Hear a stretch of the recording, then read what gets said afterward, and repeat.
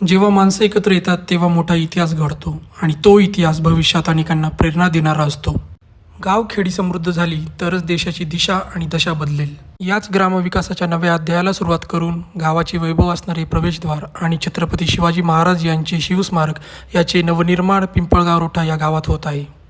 नवतरुणांचा उत्साह, जुन्या जाणत्या लोकांचे मार्गदर्शन याच्या सुंदर अशा मिलनातून सुरू झालेल्या या महान कार्यात लोकसहभाग आणि लोकवर्गणी या दोन्ही गोष्टी महत्त्वाच्या आहेत. तर तरुणांनी चालू केलेल्या या लढ्यामध्ये गावातील जुन्या जाणत्या लोकांच्या काय प्रतिक्रिया आहेत त्या आपण आज माहिती करून घेऊयात. आता हे जे प्रवेशद्वार आपण बांधतोय याबद्दल तुम्ही काय माहिती सांगू शकता? खूप आनंद होतो ह्या बाबतीत की भारताचं आराध्य दैवत शिवाजी महाराज यांचं शिवस्मारक उभं राहतं आहे. त्याबद्दल समस्त ग्रामस्थ मंडळी खूप आनंदित झाली. काही देणगीदार व्यक्तींनीसुद्धा विशेष देणगी देऊन शिवस्मारक बांधण्यासाठी मदत केली. सर्व तरुण मंडळींचं मी मनापासून आभार मानतो.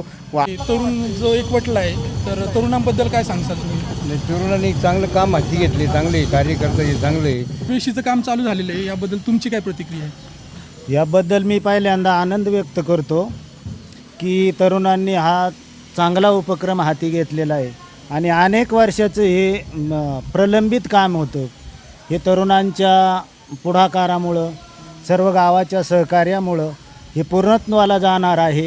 ही मोठी आनंदाची बाब आहे. चांगलं काम तरुण तडफदार पोरं आहे, चांगलं काम हाती घेतलेले आहे आणि आमच्या जुन्या लोकांचा तर तुम्हाला सदैव पाठिंबा राहील. आपण जे कार्यक्रम चालू केला आता हा शिवस्मारकाचा आहे, अशा प्रत्येक पुढे काही गोष्टी आहेत त्या सगळ्या आपल्या तरुणांना एकत्र मिळून आपल्या गावचा विकास कसा होईल त्यासाठी हे शिवस्मारक हे प्रेरणादायी ठरणार आहे आणि गावचा इथून पुढचा जो प्रवास असेल तो सुद्धा प्रेरणादायी होईल.